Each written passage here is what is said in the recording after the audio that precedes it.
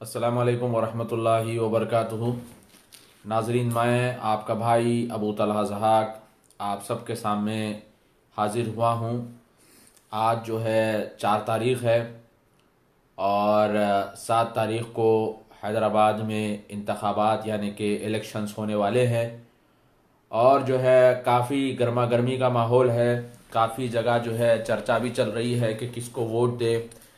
और अक्सर हम जो है ये सोचते हैं और इनफैक्ट मैं खुद भी ये सोचता था और सोचता हूँ कि वहाँ पर शाही हुकूमत नहीं है, डेमोक्रेसी है, जमहूरियत है। तो जाहिर सी बात है जहाँ पर जमहूरियत है वहाँ पर नए लोगों को आना चाहिए, नए लोगों को मौका मिलना चाहिए। एक आम तौर पे हर इंसान की, हर मुसलमान की ये सोच होती है कि भाई नया ब्लड, न्यू ब्लड को चांस देना चाहिए, उनको खिदमत का मौका देना चाहिए। ये हर कोई सोचता है। मगर फिल वक्त के जो हालात देखने में आ रहे हैं और ख़ास तौर पे आज मैंने एक आर्टिकल पढ़ा है, मिली क्रॉनिकल पर एक मैंने आर्टिकल पढ़ा है नवीद हसन साहब का। ये आर्टिकल मुझे थोड़ा सा रीज़नेबल लगा और मुझे जो है ये आर्टिकल बहुत ही रैशनल लगा। काफ़ी बातें जो नवीद हसन साहब ने जो इस आर्टिकल में लिखी है काफ़ी सही है। वो भी एक एनआरआई आदमी है, मैं खुद भी एनआरआई हूँ। मैं फिल वक्त हैदराबाद में तो नहीं हूँ, मगर हमारा दिल दिमाग, हमारी सोच, हमारी हर चीज़ फिल वक्त हैदराबाद से जुड़ी हुई है और हैदराबाद से लगी हुई है फिल वक्त कि भाई हैदराबाद में क्या चल रहा है, क्या मामले चल रहे हैं, क्या मसाइल वहाँ पे चल रहे हैं। काफ़ी चीज़ें जो है 2009 में जब इलेक्शन हुआ था तो उस वक्त तो मैं हैदराबाद में ही था। 2014 में जो इलेक्शन हुआ था उस वक्त में मैं हैदराबाद में ही था उस वक्त भी। अब सिर्फ 2019 के, ये जो 2018 के 2019 के जो इलेक्शंस है इसमें मैं वहाँ पे नहीं हूँ, तो हो सकता है कि मैं अपना वोट ना डालूं। मगर एक फिक्र और एक जज्बा है जो मैं आपके सामने रखना चाहता हूँ, ख़ासतौर पे आर्टिकल पढ़ने के बाद भी। और मैंने शेख अब्दुल अजीम मदनी हफिज़हुल्लाह का एक क्लिप मैंने आज सुना जिसके अंदर उन्होंने बड़े फितने और छोटे फितने की मिसाल देते हुए कहा कि जब आपके सामने बड़ा फितना है और छोटा फितना है तो छोटे फितने को लेना चाहिए बड़े फितने से बचने के लिए। और उन्होंने मिसालें दी और कहा कि बहुत सारे कम जहन और कम अकल लोग ये कहते हैं कि वोटिंग ही हराम है, वोटिंग ही नहीं करना चाहिए। इस तरीके की बातें करते हैं जो बिल्कुल बेकार की बातें हैं। अब हम चूंकि डेमोक्रेसी में रहते हैं और बड़े बड़े उलमा से भी जब पूछा गया, जैसे कि शेख वसीउल्लाह अब्बास से और माजी के भी जो है शेख हुसैमीन से भी जब पूछा गया वोटिंग के ताल्लुक से, तो उन्होंने कहा कि जिन मुल्कों में वोटिंग है वहां पर मुसलमानों को चाहिए कि सही आदमी को चुनकर लेकर आए ताकि वो लोगों की सही नुमाइंदगी कर सके। अब रही बात ये कि भाई वोट किसको दे, आपने टाइटल तो पढ़ लिया है, मैंने खुले खुले अल्फाजों में कह दिया है कि अपना वोट आप एमआईएम को दीजिए। मैं एमआईएम के दबाव में या किसी पार्टी के दबाव में या किसी पार्टी की दुश्मनी में या किसी ऐसी चीज की जो है ना जद में आके मैं आपके सामने ये बात नहीं कह रहा हूं, बल्कि मैंने बहुत सारे लोगों से डिस्कशन किया, बात की। खास तौर पे वो लोग जो सियासत के ऊपर नजर रखते हैं, वो लोग जो सियासी तौर पर काफी अपडेटेड रहते हैं, मैंने उनसे चर्चा की, उनसे बात की। और फिर उसके बाद मैं ये कंक्लूजन पे आया हूं कि फिलहाल जो हिंदुस्तान के हालात चल रहे हैं उन हालात के हिसाब से एमआईएम की सीट, एमपी की सीट, असद साहब की सीट पार्लियामेंट में होना लाजिम और जरूरी है। आपने देखा कि 2 दिन पहले जो योगी आदित्यनाथ हैदराबाद आया था और हैदराबाद में इसने कैसी जहरालूद अल्फाज इसने कहा कि भाई जिस तरह निजाम जो है भाग गए थे इसी तरीके से जो है हम अवैसी को भी भगा देंगे यहां से। अरे बेवकूफ लोग ये नहीं समझ रहे हैं कि निजाम को भगाया नहीं गया, बल्कि निजाम वो शख्स है जिन्होंने 500 टन जो है सोना दिया था। जब चाइना वगैरह का जो मसला चल रहा था तो गवर्नमेंट को उन्होंने सोना दिया था। और निजाम साहब जो है ये रियाया की हित में जब उन्होंने देखा कि ये जो ऑपरेशन हुआ था उसमें कि बहुत सारे लोग मारे जा रहे हैं, दो तरफ से भी लोग मारे जा रहे हैं, ये देखकर निजाम साहब ने जो है ना कंक्लूड कर दिया कि भाई हैदराबाद को प्रिंसली स्टेट नहीं बल्कि हिंदुस्तान के डेमोक्रेसी में मिलकर रहना चाहिए।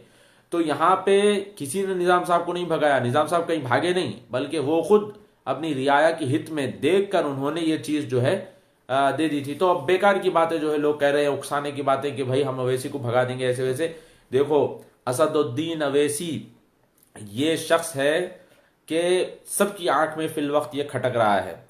सब ये चाहते हैं कि पार्लियामेंट में मुसलमान आए, बात गौर करिए, पार्लियामेंट में मुसलमान आए, मगर वो मुसलमान हो मसला नहीं है, मगर असदुद्दीन अवैसी नहीं होना चाहिए। ये उनकी साजिश है, हर पार्टी की, हर ग्रुप की और हर यानी कि साजिश रचने वाले की यही साजिश फिल वक्त चल रही है कि पार्लियामेंट में मुसलमान नुमाइंदगी रहे, मसला नहीं है, मगर असदुद्दीन अवैसी ना रहे। ये पूरी पूरी पूरी जो है साजिश इनकी चल रही है।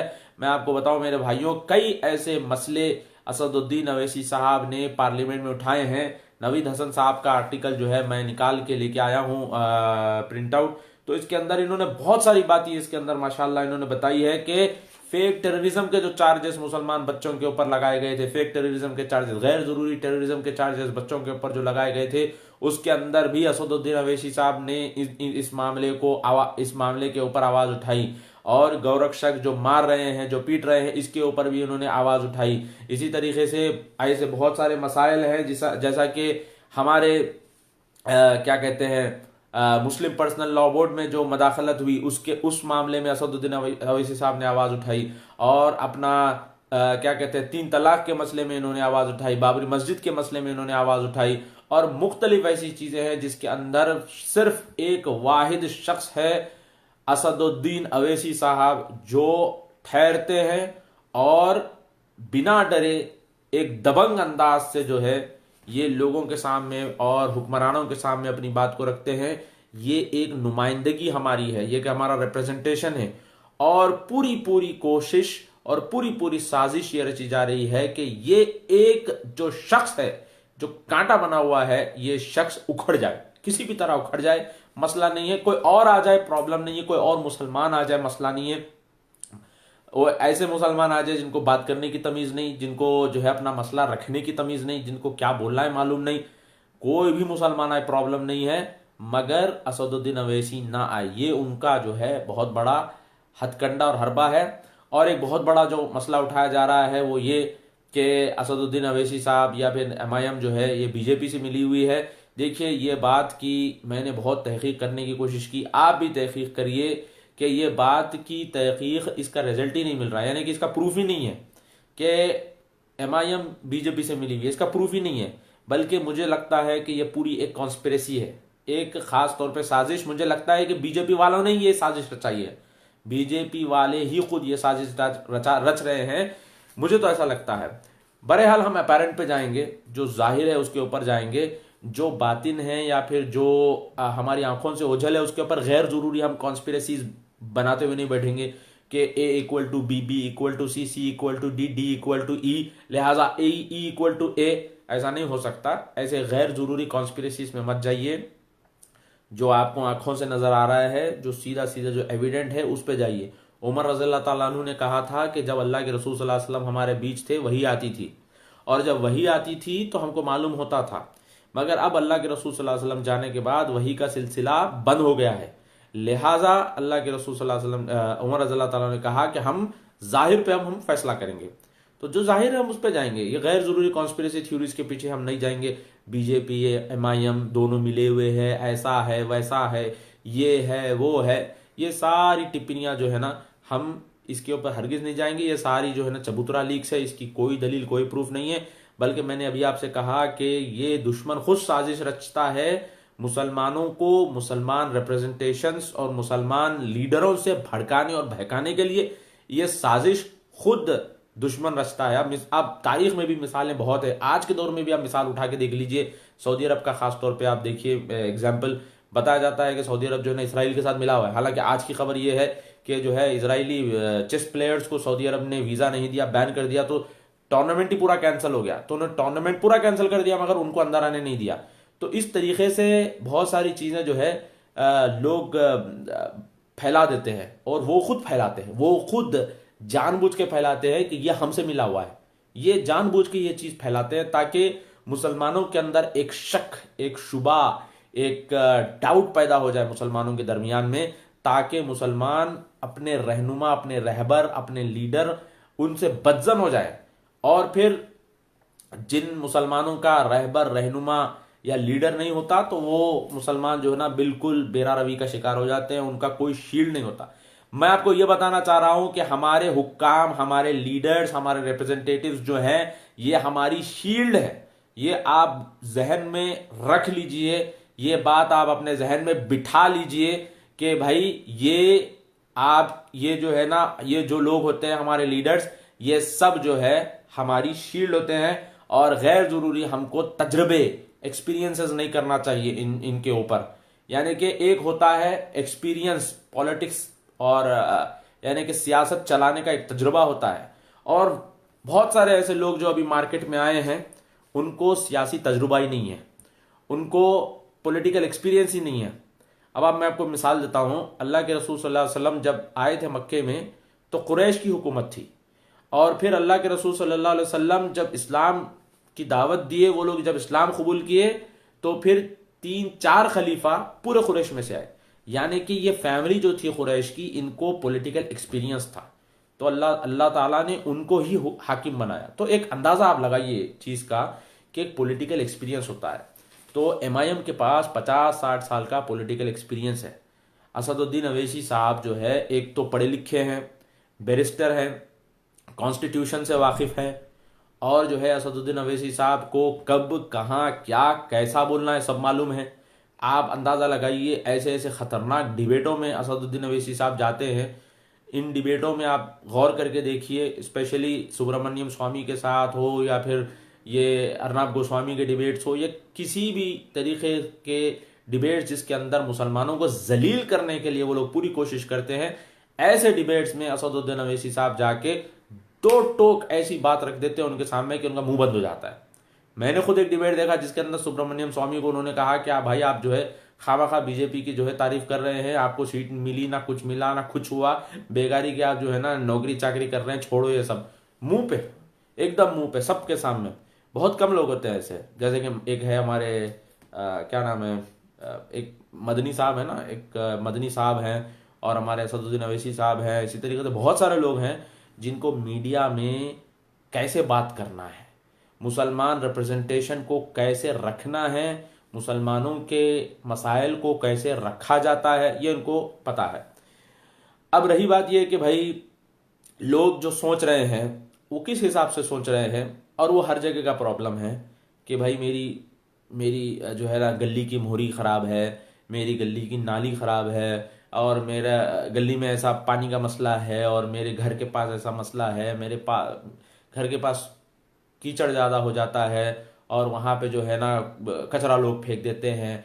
फिर जो है इस तरीके से जो अपने पर्सनल मसाइल होते हैं, इन मसाइल को लेके आते हैं और कहते हैं कि भाई हम वहाँ पे गए थे तो हुआ नहीं था। मैंने जो सुना है वो ये कि अगर कोई ऐसा शख्स एमआईएम का है और आपको सता रहा है तो आप जाके अगर असद साहब से इसकी शिकायत करते हैं तो असद साहब इसको सीधा वहीं पे डांट देते हैं और उसको मारते भी है, मैं ऐसा सुना। और इनफैक्ट आपने ये भी देखा होगा कि लड़का जो है इनका कुछ अकाउंट वगैरह चला रहा था, तो उसने कुछ न्यूज़ आई थी बीच में, तो उसको भी असद साहब ने बहुत डांटा। तो बताना मकसद ये है कि ऐसा नहीं है कि अगर किसी के मसाइल हैं तो असद साहब उसको हल नहीं करते। अगर आपके पास मसाइल है तो आप ले जाएं तो इंशाल्लाह वो मसले हल होते हैं। मैं यहाँ पे किसी के दबाव में, फिर से बोल रहा हूँ मैं, ना मुझे पैसे मिले हैं ना मुझे कोई दबाव है, मगर एक दर्द और एक जज्बे के साथ मैं आपको बोल रहा हूँ कि भाई ये जो एक एक जो एमपी की सीट है, ये जो एक एमपी की सीट है असदुद्दीन अवैसी साहब की, ये जो मुस्लिम समाज की जो नुमाइंदगी हो रही है, इसको अपने जज्बात के जरिए छोड़िए मत। गैर जरूरी जज्बात में आकर छोड़िए मत। लोग कह रहे हैं डेवलपमेंट डेवलपमेंट डेवलपमेंट, ठीक है भाई डेवलपमेंट है, इंशाल्लाह होगा डेवलपमेंट। अब रही बात स्कूल्स की, कॉलेजेस की, तो आप जानते हैं कि भाई अकबर साहब के भी स्कूल्स हैं माशाल्लाह, और सुना है कि अच्छे क्वालिटी के स्कूल्स हैं और कॉलेजेस भी है। और जानते हैं आप माशाल्लाह कि मैं भी जो है उन्हीं के कॉलेज से पढ़ा हुआ हूँ, डेक्कन से, और अल्हम्दुलिल्लाह कई ऐसे लोग हैं हमारे जो माशाल्लाह वहाँ से उनके कॉलेज से पढ़े हुए हैं, डेक्कन से, स्कूलों से भी कई बच्चे पढ़े हुए हैं। मैंने तो यहाँ तक भी देखा, मेरे साथ एक हाफिज साहब थे, उनका नाम जो है हसन सऊद साहब था, तो हाफिज साहब को, चूंकि वो हाफिज हैं, तो उन्होंने अपना शहादा ला के बताया कि हाफिज है, तो उनकी 4 साल की फीस भी माफ हो गई। इसी तरीके से बहुत सारे रिफाई काम इनके होते रहते हैं और चल रहे हैं फिलवक्त। और देखिए, प्रोस एंड कॉन्स तो हर जगह रहता है, प्रोस एंड कॉन्स तो हर जगह लगा रहता है कि आप ऐसा नहीं बोल सकते कि भाई ये है तो ये नहीं है, देखो ये नहीं है। हम सहाबा के दौर में नहीं रह रहे हैं, ठीक है। इब्ने उमर रज़ियल्लाहु ताला अन्हु के पास एक आदमी आया, आके कहा कि मेरे बाप ने मुझसे, अहमद बिन हम्बल रहमतुल्लाह अलैह के बेटे के पास एक शख्स आया, आके कहने लगा कि मेरे वालिद साहब जो है तलाक दे दो बोले बीवी को, लिहाजा मैं तलाक देना चाह रहा हूँ। तो वो पूछे क्यों, तो बोले उमर रज़ियल्लाहु ताला अन्हु बोले थे।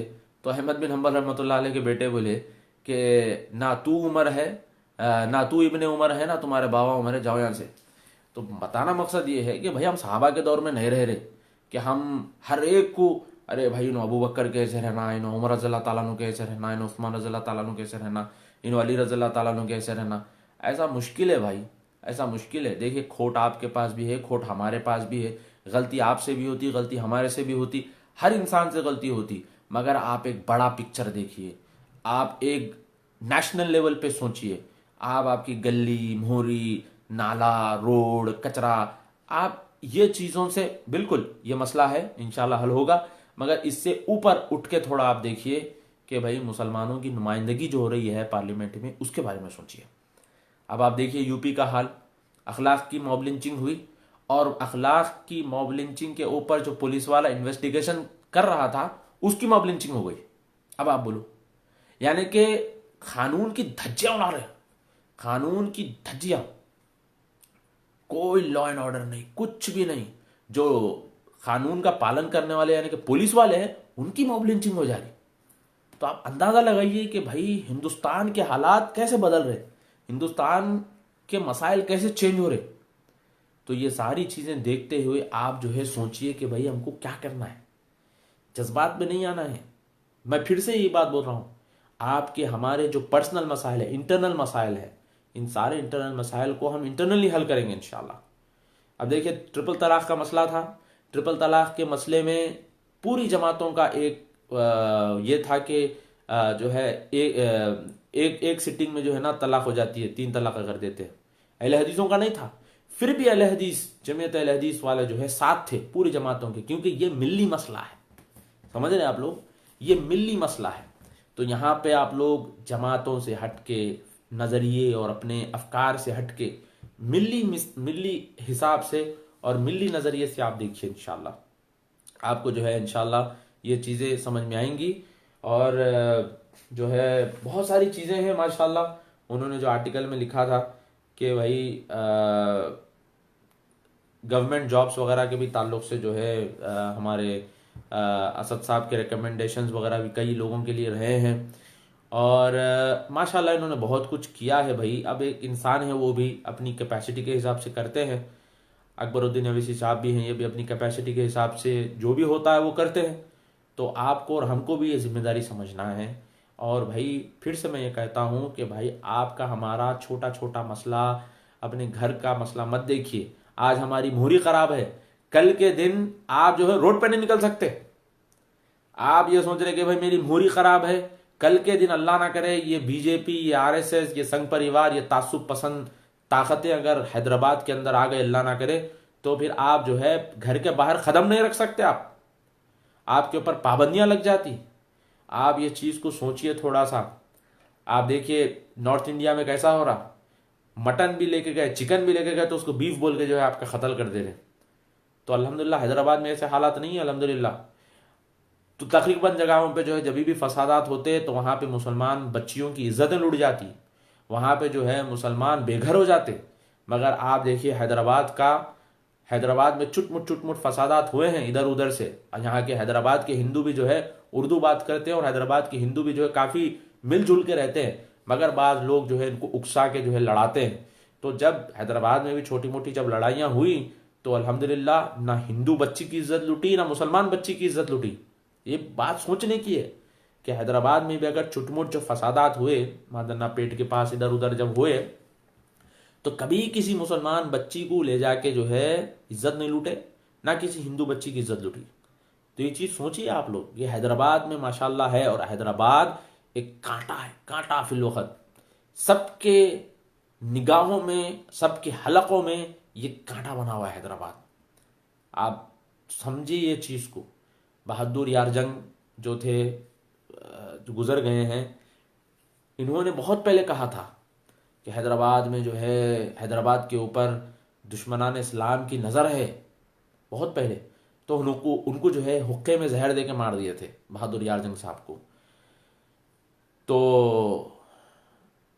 ये चीज़ समझिए। हमारे बहुत सारे जो है फॉलोअर्स के और हमारे दोस्त अहबाब के जो है कमेंट्स भी आ रहे हैं कि मसूद साहब कह रहे हैं वोट फॉर MIM, और ये कह रहे हैं कि एक साहब कह रहे हैं कि भाई ये MP का इलेक्शन नहीं है। भाई बेशक ये MP का इलेक्शन नहीं है, मगर इसका इफेक्ट जो है MP पे ज़रूर पड़ता है। ऐसा नहीं है कि भाई ये छोटे छोटे लेवल से ही ऊपर इफेक्ट पड़ता है। नीचे के जो सीट्स होती हैं ऊपर इसका इफेक्ट होता है। ऐसा नहीं है कि भाई नीचे से ऊपर का नहीं, वो अलग है, ये अलग है। बिल्कुल हो सकता है, मगर भाई आप जो है एक मेजॉरिटी और एक जो फ्लो होता है उसके हिसाब से आप समझिए चीज़ को। इंशाल्लाह उम्मीद करता हूँ कि मेरी बातें आप लोगों के लिए जो है इंशाल्लाह फ़ायदेमंद है, और अल्लाह से मैं यही दुआ करता हूँ कि अल्लाह जो है मुसलमानों के हालात को जो है सुधारे। और क्या कहते हैं, हमारे मौलाना अबुल कलाम आज़ाद रहमतुल्लाह अलैह, उनकी तकरीर है यूट्यूब पे, आप सुनिए। जब हिंदुस्तान पाकिस्तान अलग हो रहा था तो मौलाना अबुल कलाम आज़ाद साहब बार बार यही बोल रहे थे कि अब सारी चीज़ें हो गई है, पता नहीं मैं जाके मेरा सर जो है जाके दीवार से टकराऊं या फिर क्या करूं, समझ में नहीं आ रहा। क्योंकि लोगों को, मुसलमानों को बोल बोल के थक गए अबुल कलाम आज़ाद साहब, बोल बोल के थक गए। भाई मत जाओ, पाकिस्तान मत बनाओ, हिंदुस्तान पाकिस्तान अलग मत करो, इसमें ताकत बट जाती, ताकत बट जाती, ताकत बट जाती। कई बार मौलाना अबुल कलाम आज़ाद साहब बार बार ये बोल रहे थे, और उनकी तकरीर में उन्होंने खुद बोले ये बात कि जो है आप लोग जो है मिल के रहने क्या सोचिए। इंशाल्लाह बाद में जो रेजोल्यूशंस हैं हम निकाल के लाएंगे इंशाल्लाह, कोई ऐसी बात नहीं है। मगर मौलाना अबुल कलाम आज़ाद साहब रहमतुल्लाह अलैह की बात को कोई भी जो है मुसलमान कान नहीं धरा। हिंदुस्तान पाकिस्तान अलग हुआ और आप देख रहे हैं कि दोनों मुल्कों में माशी मसाइल बिल्कुल डाउन है, दोनों मुल्क प्रॉब्लम में हैं। तो मेरे भाइयों, ये लोग जो बड़े लोग होते हैं ये काफ़ी दूर से देख के सोच के बोलते हैं। ये बातें मैं अपनी तरफ से नहीं बोल रहा हूँ, बल्कि मैंने बहुत सारे लोगों से गुफ्तगू की। मेरे वालिद साहब से खुद मैंने गुफ्तगू की, जो फिल वक्त अमेरिका में हैं, हिंदुस्तान में नहीं है, वो भी वोट नहीं डाल रहे हैं इस बार, वो भी जो है फिल वक्त अमेरिका में है। तो मैंने उनसे बाकायदा बात की कि आप इतना न्यूज़ वगैरह देखते हैं, लोकल पॉलिटिक्स पे उनकी काफ़ी नज़र होती है। तो मैंने उनसे भी पूछा वालिद साहब से, तो उन्होंने भी कहा कि भाई फिल वक्त जो हालात हिंदुस्तान के चल रहे हैं उन हालात के हिसाब से MIM को वोट देने में बेहतरी है। और ये बात मैंने कई लोगों से, कई बुजुर्गों से की। कई ऐसे लोग जो MIM को गाली देते थे, MIM की छोटी छोटी गलतियों को निकाल के उछालते थे, उन लोगों से भी जब मैंने बात की तो उन लोगों ने भी यही बात कही कि भाई तमाम मसाइल को देखने के बाद एक ही चीज़ हमारे जहन में आती है कि भाई MIM की सीट रहना ज़रूरी है, असद साहब का रिटेन होना, असद साहब का पार्लियामेंट में रहना, मुसलमान नुमाइंदगी जो है वहाँ जो चल रही है ये बहुत ज़रूरी है। आप देखिए पार्लियामेंट में कितने ऐसे मुसलमान मिनिस्टर हैं, मैं नाम नहीं लूँगा, बहुत सारे मुसलमान मिनिस्टर हैं, मगर इस तरह बेबाकी के साथ बिल्कुल पूरे RSS के एजेंडे को एक्सपोज करने वाला, बीजेपी और संघ परिवार के मुंह पे बोलने वाला, और फिर ये बोलने वाला कि भाई तुम लोग गलत है, तुम लोगों का एजेंडा गलत है, तुम लोग जो है ये जो जो जो तुम दहशतगर्दी फैला रही है गलत है, ये मुंह पे बोलने वाला शख्स सिर्फ असदुद्दीन अवैसी है। बहुत सारे हैं मिनिस्टर्स आप देखिए। तो बहरहाल मैं यही बताना चाह रहा हूँ मेरे भाइयों कि आपका वोट जो है बहुत कीमती है। आप लोग डेमोक्रेसी में हैं, शाही हुकूमत में नहीं है, पहले बता रहा हूँ मैं आप लोगों को बात। अब ये वीडियो के बाद हो सकता है कि बहुत सारे कम अक्ल लोग ये कहने लगेंगे भाई वोटिंग इज़ हराम, look this scholar said, brother अखी दैट स्कॉलर सेड, ये नौटंकीबाजी अभी चलेगी, मुझे पता है सब ये। तो मैं आपको बता रहा हूँ पहले कि शेख उथैमीन रहमतुल्लाह अलैह से भी पूछा गया, शेख वसूलुल्लाह अब्बास से पूछा गया, बड़े बड़े उलमा से पूछा गया, तो उन सब ने यही बात कही है कि जहाँ पे वोटिंग है, डेमोक्रेसी है, वहाँ पे आपको आपका नुमाइंदा चुनने का हक है और आप सही नुमाइंदा चुनिए। ठीक है, वोटिंग इज हराम बोल के घर में बैठेंगे और जो है ना इसके बाद जो है पूरे वोट्स कंसोलिडेट होके तासुब पसंद लोग आपके ऊपर, आपके सर पे बैठ के डंडा मारेंगे, तो उस वक्त में आप बोलेंगे कि भाई हाँ भाई हम गलती कर दिए थे। तो ऐसा नहीं है। फिर से मैं आपको बात बोल रहा हूँ, 2009 में मैंने एमआईएम को वोट दिया था, 2014 में भी एमआईएम को वोट दिया था।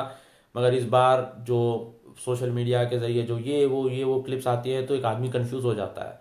मगर अल्हम्दुलिल्लाह उसके बाद भी जो लोग मालूमात रखने वाले लोग हैं उनसे बात करिए, उनसे पूछिए। उनसे पूछने के बाद यही बात बिल्कुल वाजे और सामने आती है कि भाई एमआईएम को वोट देने में ही बेहतरी है।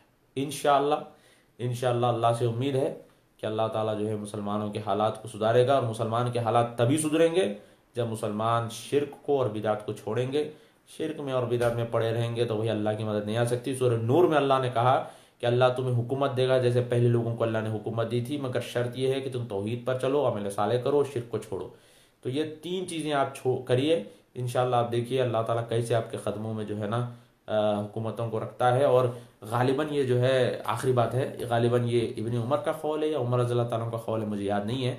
उन्होंने कहा था कि जब काफिर का कुफ्र बढ़ जाता है तो मुसलमानों को अल्लाह उनके ऊपर मुसल्लत करता है, मगर जब मुसलमानों के गुनाह बढ़ जाते हैं तो अल्लाह ताला काफिर के डंडे को उसके ऊपर मुसल्लत करता है। और ये आप देखिए आज के दौर में कि मुसलमानों की जो माफियत और गुनाह जो बढ़ गए हैं, जिसकी वजह से जालिम और जाबिर और तासुब भरे लोग हमारे ऊपर अल्लाह मुसल्लत कर रहा है। आखिरी बात यह है, कुल अल्लाहुम्मा मालिकल मुल्क तुतिल मुल्क मन तशा, अल्लाह ताला जिसे चाहे उसे अपनी हुकूमत देता है। तो ये हम नहीं चुनते। आप ये बात पॉइंट दिमाग में रख लीजिए। हम ये सोच रहे हैं कि हमने वोट दिया तो वो आया, ऐसा नहीं है। अल्लाह जिसे चाहे उसे अल्लाह लाता है, मगर असबाब जो होते हैं, असबाब के हिसाब से जो इंसान को अपनी तरफ से जो कोशिश करना है वो यही है कि जाइए MIM मजलिस इत्तेहादुल मुस्लिमीन को आप वोट दीजिए। अस्सलाम वालेकुम वरहमतुल्लाहि वबरकातुहू।